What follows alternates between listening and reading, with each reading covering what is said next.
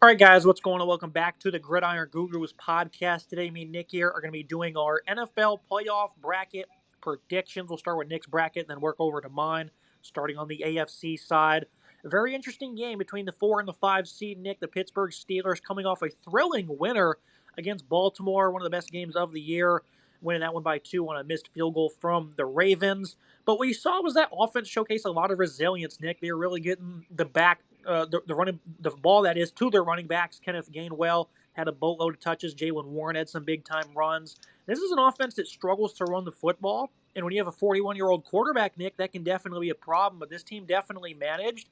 They're not really good at running the ball between the tackles, and they might be forced to be one-dimensional in this game against an elite Houston defense. I think everyone would agree that they have the best defense in this entire playoffs. They have great pass rush led by Will Anderson and Danielle Hunter. They're stacked on the interior, well coached by D'Amico Ryans back in the secondary. It's a tough defense to crack, but if anyone can do it, it would be Aaron Rodgers, despite his old age and, not really being able to scramble like we're accustomed to seeing, right? He's still a guy that can make things happen, and they were able to manage as best as they could with DK Metcalf being out for those 2 games, just barely skating by. Guys were stepping up, though, Nick, including those running backs who we're going to continue to force feed. But this could be a dangerous matchup for Pittsburgh. I know their defense has played better as of late, but they've still been vastly inconsistent. Getting TJ Watt back and healthy is definitely going to be helpful for this defense. And the Texans' offense themselves has just been way too stagnant throughout the year. A lot of people have not been happy with CJ Stroud's play. Nico Collins having another great season. The run game's definitely been upticking as the season has went on. Very intriguing matchup because on one hand, you know what the Texans have on defense, but on the other hand, you know what the Steelers have. They have Mike Tomlin. They have Aaron Rodgers, a boatload of playoff experience going up against a team that relatively doesn't have as much, Nick, and you're going to keep hearing that phrase a lot, playoff experience. The Steelers here at home definitely make this one interesting. You're going with Houston to get that advance. This is quite an interesting matchup to start off the day here on this episode. I think these are two very intriguing teams. I think Houston, they've played really good football to end the season. They have been, on fire at this point in the season, just winning games over and over again. They've been really productive. And the defense, if you live by the old adage that defense wins championships, then you're probably going to want to pick the Texans to be your Super Bowl champion because, their defense has just been absolutely incredible this season. They started off the year, 0-3 and looked pretty bad. They struggled on offense, but then they've really turned it around and they have been absolutely dominant as of late. I believe they've won 9 games in a row to wrap up the season. Really strong, looking solid. They were chasing down Jackson for that division title, fell just short, and now they end up on the road in a playoff game at Pittsburgh. Pittsburgh won what was a battle for the AFC North. It also felt like a potential battle to see which coach is going to get fired. Baltimore ended up firing Harbaugh and moved on. I was impressed with what the Steelers did in that game against Baltimore. Aaron Rodgers, 295 yards passing and 1 touchdown is really not bad on 47 attempts. Certainly strong numbers there. They spread the wealth there. Gainwell had 8 grabs out of the backfield, but everyone else had 3 to 5 grabs. So they had a lot of different guys. Obviously, getting back Metcalf is a huge bonus for this offense. So will certainly help out this offense that can use it. Rodgers has shown some vintage form, and certainly I think he still has a lot left in the tank to really be productive and lead one last vintage run here. But this Texans defense, I'm going to pick the defense in this situation here. 17.4 points per game against this year, second in the league in that regard. They're just a well-rounded defense that is so strong. I think the tackling is phenomenal for this team. Hunter, the defensive end, is really good at getting in the backfield. He's got a bunch of sacks, 15 to be exact. So this defense, I like the coaching here. I trust this defense. I think they're in a really good spot to win this game. It's tough going on the road, certainly in the playoffs, but I like what this defense can do. I'm expecting a lower scoring game here. I think Houston will find a way to win that slugfest and move on to the next round. Look at our next game here. An interesting contest between the Bills and the Jaguars, Nick. It appears that this team that wins this game could be the sleeper to run the table and upset one of those top 2 seeds. The Bills, they managed to get their way here despite incredibly inconsistent play early throughout the season. Josh Allen, of course, has had a great year, 40-plus touchdowns. James Cook, one of the leading rushers in the NFL, 1,600-plus yards. The thing is we've not seen Josh Allen exactly be Superman as much as we're accustomed to seeing in the past, and maybe that could be a good thing, right? Because he shouldn't have to pull plays out of his bag every single time to win games. But it just happened way too often this year where they've just been stagnant. Against Cleveland, they struggled in that second half where they were dominating on the ground in the first frame, nothing in the second. They struggled against the Eagles, ended up losing down 13-12. They couldn't score points for a big chunk of that game. They're down 21-0 to the Patriots before rallying. Close games against Cincinnati, Tampa, Kansas City, whoever, right? I mean, it's just been an interesting year from Buffalo going up against an underrated Jacksonville team, Nick, that doesn't seem to be getting the love it deserves. 8 wins in a row coming into this one. Trevor Lawrence and the offense have been clicking significantly when it comes to efficiency. They haven't been running the football as much. They've just been letting Trevor in this past game cook. But it's been nice to see them start to turn the negatives into positives, Nick, because they would really struggle with drops and turnovers and flags. They've cleaned that up abundantly over this win streak where they're just blowing teams out. Chargers, nothing. Denver, they went on the road and beat them by 2 scores in what was started as a shootout. And the thing about the Bills, Nick, is that all year long, this defense has not been good. I know we've bet on a lot of Bills games, because we know how bad this defense has been. One of the worst in the NFL when it comes to stopping the run. The secondary is not all that talented either. Might be a little banged up coming into this one as well. And if you want to get into a shootout with Jacksonville, they're fine with that, Nick. Again, they did that same thing with Denver a couple weeks ago in Mile High before they ended up getting a few stops and pulling away. They're going to have no problems getting into a shootout with the Bills defense. If they can do that to Denver's on the road, I think at home they're licking their chops in this one. This is probably the best matchup of the wild card weekend, in my opinion, going down on CBS at 1 o'clock. I love this matchup. I think this is a very intriguing matchup here between a Bills team that's trying to get over the hump and a Jacksonville team that is the new kids on the block that have shown up. Trevor Lawrence has been phenomenal this year. 4,000 yards passing, 29 touchdowns, 12 picks. He's also got, some rushing touchdowns. He has been incredible this year. I think he's finally hitting that level that we expected from him. He looks really comfortable in the pocket. Liam Cohen is clearly doing wonders for him. Cohen, coach of the year, in my opinion, having a phenomenal season as the head coach of this team in his first year. ETN, 1,100 yards on the ground. He has been really solid for this team. The balance for this Jags team, I think, has been really solid. I think this team is a sleeper team to make a run in the playoffs and go to the Super Bowl. They get, kick things off of a home playoff game. That's always nice. I think they're in a really good position and they have opportunity to battle. And this side of the bracket, I think it's certainly winnable to make something happen here. The Buffalo defense is a concern, and I agree, right? 21 points, 5 points per game. It's definitely a little bit higher than what you're used to out of this, Buffalo defense. I think the defense is just a little bit weaker than you were hoping for. Some of the key guys have been banged up this year. They just haven't quite got the same level of play out of their defense that you're used to. Allen's having a great season, right? It's 3,600 yards passing, 25 touchdowns, 10 picks, 70% comp rate. James Cook's having another great season. But the wide receiving room has been banged up all year, and no one has really taken that huge step up. Shakir has been his big target, but he's been relying on the tight ends a lot. I think Jacksonville can kind of scheme to that and play good defense to prevent and neutralize those opportunities. I think if you just bottle up James Cook, you'll have a great opportunity to win this game because I think they have their best success, the Bills that is, when Cook is running at full steam and having his best production. If he's bottled up, if the Jacksonville defensive line can stand strong with Josh Hines Allen really having a great season, if they can step up and be a strong front unit and put a lot of pressure on Allen and stuff the run, I think they can win this game and look really good doing it. This Jacksonville team is underrated. They're in a good spot here to knock off the Bills and give them a rare early exit for the playoffs. Jags also have the top-ranked run defense in the NFL. They've not allowed a 100-yard rusher all year. And obviously, Cook's going to look to break that pattern, but it seems like it's going to be another game where Josh Allen's going to have to try and play hero ball, so it should be a highly competitive, high-scoring affair. Looking at the final AFC game in the wild card round going down Sunday night, Patriots and the Chargers. You talk about Coach of the Year, Nick. Well, maybe Mike Vrabel's going to be the guy that gets that award. 14-3. The Patriots here sitting on a great opportunity with Drake May surging into MVP form this early. 4,400 yards, 31 touchdowns. Stephon Diggs having a nice resurgent season. A lot of weapons in this receiving group. Guys like Keyshawn Boutte, Demario Douglas. It's been a nice group of pass catchers for New England. Travion Henderson's really showcased a lot of explosiveness this year in the backfield. Going up against Jim Harbaugh, Nick, this is a guy that we know can do a lot of things in the playoff, whether it's college or NFL, doesn't matter. His best ball seems to come out here in these later months. The Chargers have always been an interesting bunch because they have a really good defense. Tuli Tuipulotu, 13 sacks. Deion Henley's got 103 tackles. You have Derwin James back there patrolling in that secondary. They can put on a clinic at any point on the defensive side of the ball. The offense is maybe the area that worries you, right? Because this is just an offense that struggled in pass protection. They've had a lot of injuries up front. They somehow managed against the Texans and made that one a competitive game close. But, guys like Harold Landry are going to be looking to come off the edge and make big sparks happen to slow down what can be a high-powered passing attack. Justin Herbert, a respectable year, about 3,700 yards, 13 interceptions to his name's not great. The 26 touchdowns certainly is. The run game has not been as balanced as you would hope for.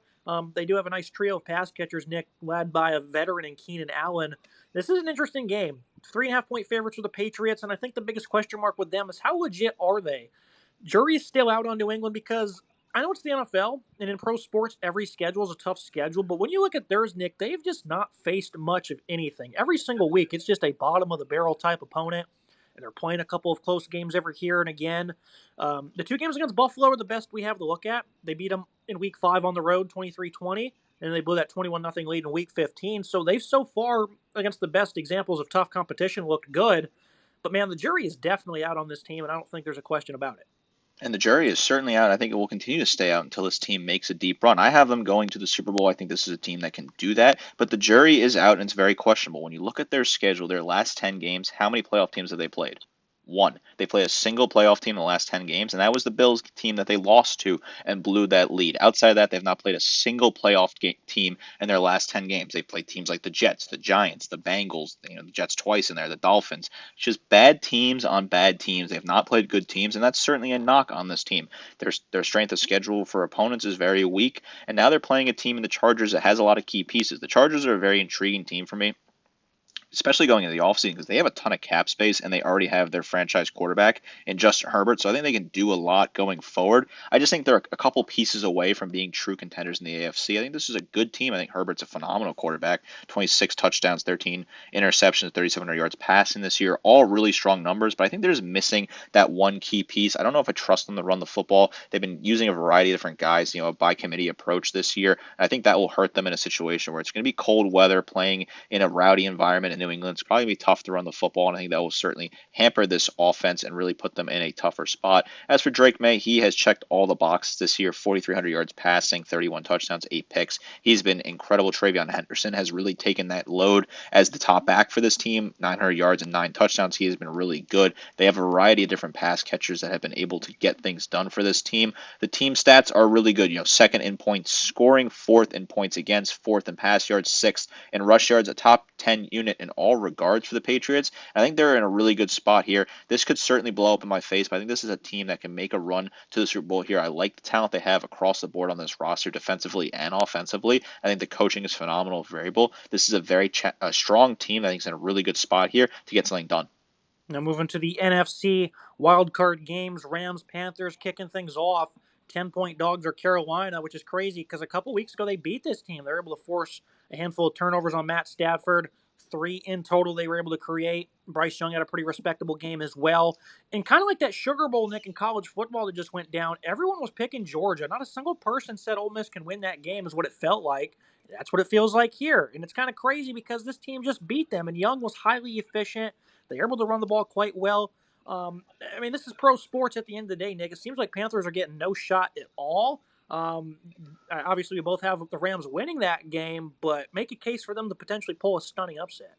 I think there is a case to be made for this Panthers team. They're a very intriguing team coming to the playoffs. I don't think they're going to win this game necessarily, but I think if you want to sit here and try to make the case, you can do so, right? This is a team that's limping into the playoffs. They won just one of their last 4 games, but when Bryce Young is playing fully efficiently and on his top of his game, it's tough to beat him. When he has that pocket presence and the accuracy, he can really turn into the quarterback that we've expected him to be so far in his young career. 3,000 yards passing, 23 touchdowns, 11 picks. He has been really solid. I think they got a lot out of Rico Dowd, who has been a really solid back for them, 1,000 yards. Ted McMillan has been incredible, the first-round draft pick, 1,000 yards, 70 grabs for 7 touchdowns here. I think if they get in a low-scoring game, they could find themselves potential to beat this Rams team again. I know they won in a shootout against them in Charlotte the last time they played. And this game is again in Charlotte, so they're playing at home. They get the opportunity to do so because they won the division despite having a losing record. I think, that's fair, right? You have to incentivize winning the division here. This Rams team hasn't looked phenomenal either. I know they beat the Cardinals on the last week, but they lost to Atlanta, before that on the road. They lost at Seattle before that in that instant classic on Thursday night. So this Rams team maybe is a little, fraudulent potentially. I think this is a team that's going to win the Super Bowl, right? I really think they are the best team that could get this job done. I love the coaching. I love what Matt Stafford can do. I think he's a veteran leader. Puka obviously is impossible to cover. Kyron Williams is a phenomenal back. That game might not be as interesting as the other two that are definitely complete toss-ups. You have the 49ers going up against the Eagles. The 49ers offense was a complete wagon going into that game against Seattle where they ended up getting stifled. Brock Purdy was on a complete heater. You look at Christian McCaffrey's having another great season as a dual-threat running back. This is a 49ers team that's been surging as of late, but that loss there is going to be a big momentum blow as, that 1 seed was on the line. going up against an Eagles squad, Nick, that has just not been very good this year on offense. Every time they're in drop back pass mode, Jalen Hurts in this pass game just completely seemed flat footed. Hurts, the amount of times he'll drop back and just scramble out of the pocket and throw it away or throw it either into traffic or for a short gain. It's just been very erotic this year with this pass game for the Eagles. The run game also hasn't been as effective. Saquon Barkley, 1,100 yards, 7 touchdowns, great numbers, but last year he had MVP level numbers. In the 49ers, though, Nick, they don't have a pass rush. This is a team that has struggled significantly when it comes to injuries on this side of the ball. D. Winters is going to be questionable. He's like one of the last guys they have left, it seems, in that front seven. So I think things are definitely going to be an uphill battle for the 49ers. But Kyle Shanahan and his ability to coach offense, Nick, gives them a chance in any game. The Eagles, though, their defense is top notch, and I think they're a sleeping giant coming into this game, really into these playoffs. Right, 11-6. The record could be a lot worse than that. Nobody's talking about the defending champs. That championship DNA, though, Nick, at some point is probably going to come alive, and I think it starts here against San Francisco. Again, just too many injuries to overcome, and I think the Eagles with that defense are going to play lockdown in the back end once again. And I think it's going to be a tough afternoon for San Francisco and Philly. Do you see the Eagles coming alive and chances of a repeat, or do you see them just continuously being stagnant like they have really the entire year?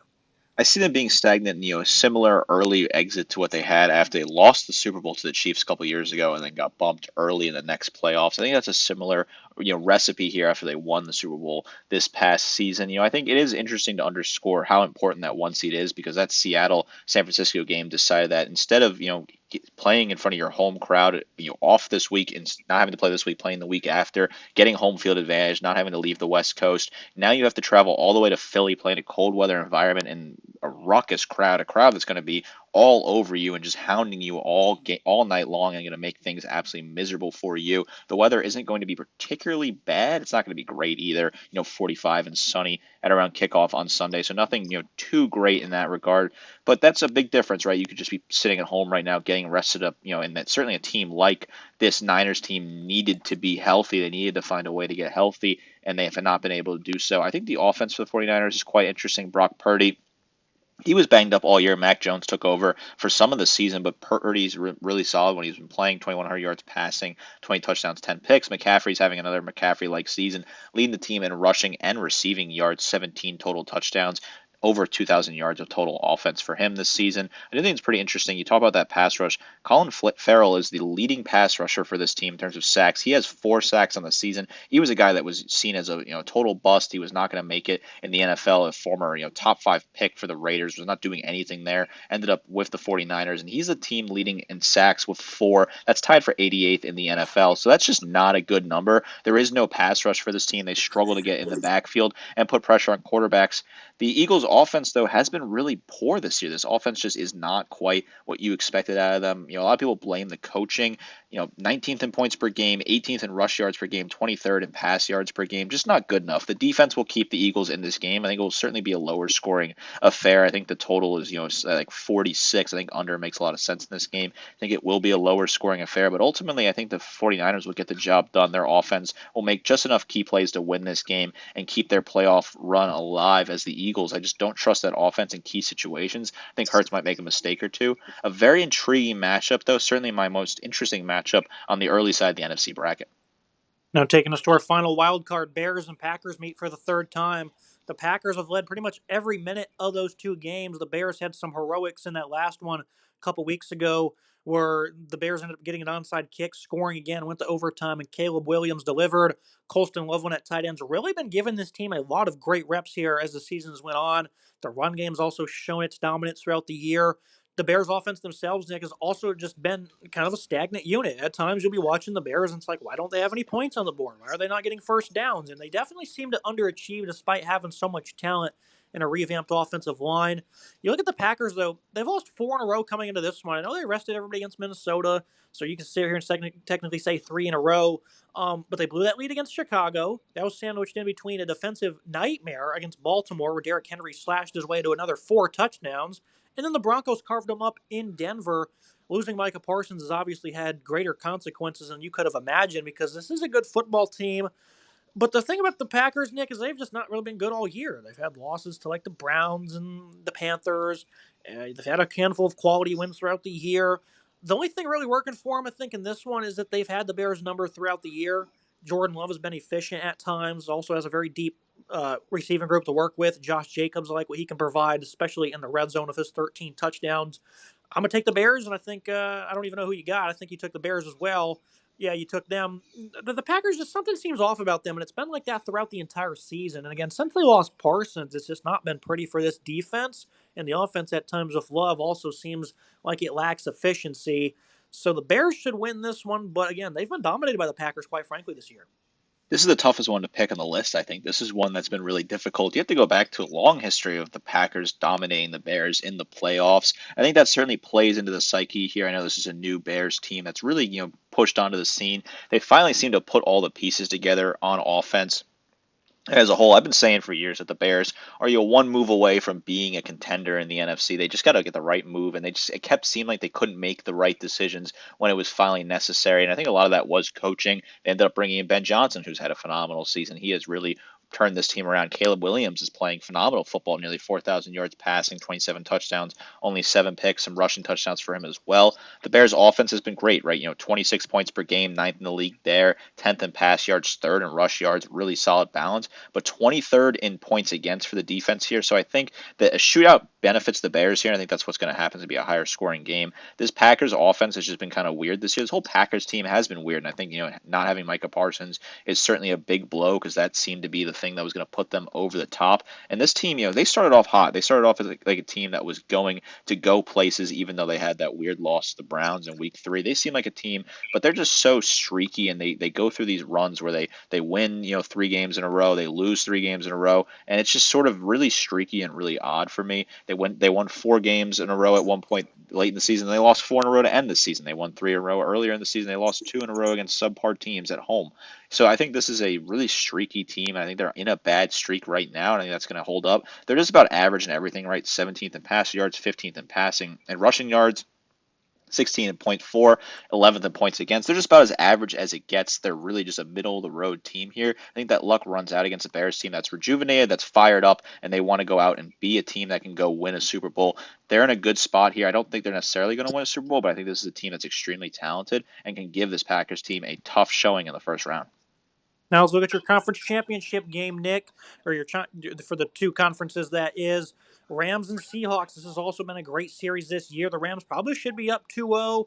Some crazy things happened in Seattle for the Hawks to win in overtime on a 2-point conversion earlier on in the season. They lost 21-19 on the road in LA. Darnold had 4 interceptions in that game, and if you can turn it over that much and only lose by a couple of points, that's pretty impressive. For the year, he's been a very efficient quarterback.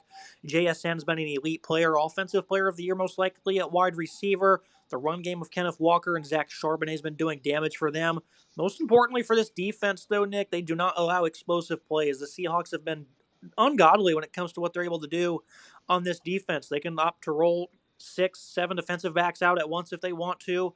The pass rush has been lethal. Uchenna Nwosu, Leonard Williams, and Byron Murphy. I mean, they're just incredibly deep on this side of the ball, and they do not surrender a whole lot. But the one team that's been able to produce on them has been the Rams. And I think this is a high-powered offense led by Matt Stafford, playing some of the best football of his career at his older age. Puka Nacua, he had a field day against the Seahawks in that last matchup. The youth of the Rams defense has seemingly improved for them as well. This is going to be a monster matchup, one that we certainly hope takes place. You have the Rams getting the nod and going to the Super Bowl. Yeah, I think the Rams could win that matchup here. I think, both the Rams and the Seahawks, take down their opponents in the divisional round, knocking off the 49ers to the Seahawks in a rematch of the game we just saw. And the Rams knocking off the Bears, what I think would be a very intriguing matchup in Chicago. Obviously, the cold weather plays a factor for the Rams, so certainly keep an eye on that. But I think they would find a way to win that game. Stafford's been there before, and that's who I'm trusting here. I'm trusting the team with the veteran quarterback that's been there before. I know Darnold's a veteran as well, but he does not have the same level of playoff experience that, Stafford does. He's won a Super Bowl. He's been around. He's got this done so far, and I trust the coaching. McVay is a phenomenal coach in the playoffs. I think that balance on offense is really going to be tough for teams to stop. Puka is impossible to cover, and then having Kyron Williams, who's such a great threat on the ground. These two teams, they went back and forth, Seattle and LA, in the 2 games they played. They played 2 phenomenal games the regular season, including that one on Thursday night a few weeks ago in December. That was just an incredible matchup right before Christmas. A really fun back and forth affair where Seattle did get a little bit lucky. They kind of got that weird 2-point conversion conversion play. They had that punt return. So they had some things that broke their way here. I think if you continue to play that matchup, 9 out of 10 times, I don't think those things are going to break their way for the Seattle. I think the Rams will be in a better spot, a little fired up here to go on the road and win. And it's certainly not easy to win 3 straight road games en route to the Super Bowl. But I think this is the type of coaching and the coaching staff you trust to do so and get the job done. I like the Rams to come out of the NFC. I think this is a very talented roster with a lot of veterans. I worry about the defense just a little bit, but I think they'll round into form and have a strong postseason, delivering a Super Bowl for LA. Now looking at that AFC title game, two teams that the jury's still out on the Patriots, but also the Broncos as well. This team's like 11-2 in one-score games. We talked about the Packers having some ups and downs. The Broncos haven't had as many downs, but their ups have been very strange because they're also playing a lot of teams that aren't that good to very low results. We can go all the way back to October if we want to, playing the Jets to a close game in a different country. Only beat the Raiders by 3 at home. They also played the Raiders on the road and only beat them by a touchdown. They got lucky against Washington and should have lost on a 2-point conversion. Jacksonville came in their house and boat raced them. They played a third-string quarterback in Kansas City and they couldn't do a whole lot. It's just not that impressive, Nick. And everyone knows Sean Payton's a great coach, but Bo Nix in this offense at times just struggled to stay on the field. The run game's not been all that impressive. I know R.J. Harvey's a nice playmaker for them due to his ability to catch the ball. He's got a lot of speed as well. The offense has just been unimpressive. And even though this defense is really good if it's pass rush led by Nick Bonito, guys like Alex Singleton stepping up, Taluna Hufunga back in the secondary. It's a talented defense, right? But they've just not been that good. And even when they had 5 sacks against Jacksonville, Nick, they were getting pieced apart in that one. It could not get consistent pressure. It was very far and few, which is crazy to say because they did have 5 of them. I don't know. This team's just not all that. And I know you don't have them going to the Super Bowl. You have them winning one game to advance to an opportunity to do so in the AFC title game. But much like New England, I think both of these teams, the jury is definitely out on them in playoff time. It's going to put up or shut up for Denver. I think the AFC is quite interesting, and the NFC is also interesting. But the NFC, I look at it, it's a lot of teams that have veteran players that have been there before. When you look at the AFC, it's a lot of young upstart teams: Jacksonville, New England, Denver. These are teams that have not been in the hunt for Super Bowl in the last couple of years. Really, the only team of the teams that made the playoffs this year that has any sort of experience as a group as a core is the Bills, who have gone on a couple of deep playoff runs to AFC title games. Outside of that, this is a bunch of fresh faces on the AFC. No Kansas City, no Baltimore. So none of those top teams that we've seen in the past couple of seasons are there. I know the Texans have been to the playoffs a couple times, but they haven't gone as deep as some of those other teams that I listed there, like KC and Baltimore and the Bills. So I think this is an interesting year for the AFC, and I think this Denver team, we haven't talked about them because they have the bye. So I'll give them a little bit of service here, right? Of their last 14 games, 13-1. Their only loss was that loss to the Jaguars. Outside of that, they've been winning games, but it hasn't been impressive. On the road in DC, having a win in overtime in that game against the Commanders didn't look great against a backup. I think Marcus Mariota played that game. Not a great showing there against the Chiefs. Didn't really look that good in that matchup on Christmas on the Thursday night against the Raiders earlier in the season. Only won that one 10-7. Did not look good in that matchup. At home against the Chiefs, didn't look great in that contest either. So they've had a lot of weird games. I think really the only game they looked good down the stretch was the one against the Packers. And then last week, the Chargers, didn't really play a ton of starters, so I don't really think you can really tie that game into anything meaningful when you look at it here. This is a Broncos team that has great coaching, right? Peyton's been there before. He knows what he's doing. I think this is certainly a team that's got the talent. I understand why people would pick them to go to the Super Bowl. I just can't quite get there right now. I think the Patriots have a higher upside than the Broncos of these two more inexperienced teams. I think I trust Drake May a little bit more in this situation. I think I trust Mike Vrabel and his defense in this situation than I do Sean Payton. But that'd be a very fun AFC title game. That'd be a game that would be must-watch television from the Mile High. It would be a very interesting back-and-forth affair with a lot of key points. A very intriguing AFC this year because there's a lot of new teams changing of the guard, if you will. I think a lot of things are different in the AFC. We're going to see a new team come out of that conference the first time in a while. Now moving to my bracket to top things off. The NFC, it's also a little bit straightforward for me. I know that Bears defense is worrisome, but Caleb Williams and the offense have been full of the clutch gene all year long. So I think the defense can do enough to get them to the conference championship game where they would host the Rams before Stafford comes in there and puts on a clinic. The AFC, on the other hand, Nick, I talked about how it's wide open, and it truly is. No Mahomes, no Burrow. The Bills aren't all that great. I'm going with the underdogs here to advance all the way to the final week between each other. The Chargers, I think they're going to run the table against the Broncos and the Patriots. Two teams, again, I just don't think are really all that. And I think here in the postseason, little room for error. Harbaugh, I love what he's going to be able to accomplish, especially with really having a week off. All those guys getting healthy, including Herbert. I think going on the road to Denver is going to be tough, but this is a team that they do that every single year in division opponent. And then the Jaguars, Nick, they're going to continue that magic running through the AFC, playing the Steelers in the divisional. No one's really probably going to pick Pitt, but I'm going to take Aaron Rodgers in the veteran leadership to come up with a bit of an upset there on Monday night. Chargers, Jags in the AFC title game, Nick. That's not fared well. The Chargers in a matchup against Jacksonville really anywhere over the last 10 years or so. Jaguars going to the Super Bowl, and they're going to beat the Rams to bring one to the city. First time ever. I'm going with the wild card type, bracket on the AFC side, Nick. The NFC, I think that one's kind of straightforward, even though that could also be really anything that happens. Rams from that side, Jags going to beat them in San Francisco to win the title. Yeah, I think you have a very intriguing AFC. The NFC, I think you and I pretty, straightforward. We kind of tend to agree on a lot in the NFC. I think the NFC is a little more straightforward. The AFC is wide open. I could certainly see Jacksonville making a run here. Trevor Lawrence has been incredible. The defense, number one run defense, just incredible unit coaching has been great. This is a Jacksonville team that this feels like this is the playoff if a team is going to come out of nowhere and win the Super Bowl that you don't expect. This is the year to do it because a lot of those heavy hitters from the AFC are not in there because of injuries or whatever else happened to those teams. This is a fun year. I think this is a big opportunity. And if Jacksonville can beat the Bills convincingly in that wild card game, they're certainly legit and they're certainly in a good spot against any of the other teams that would be left in that situation, whether it be Pittsburgh, LA, New England, Denver, or Houston. I think they could beat all five of those teams and look good doing so. This Jacksonville team is really talented. I can certainly see where you're leaning there. I think it's more likely that the top seeds in the Patriots and the Broncos at least get one win at some point in this postseason. I think that those two teams should find a way to win games. But if there's upsets everywhere, I think this year would be the one that makes the most sense. Very intriguing to see what happens here. A very wild AFC, and you picked a wild one, and I can't blame you because I feel like this is a very wide open year. So for today's episode, make sure to like, comment, subscribe. See you next time.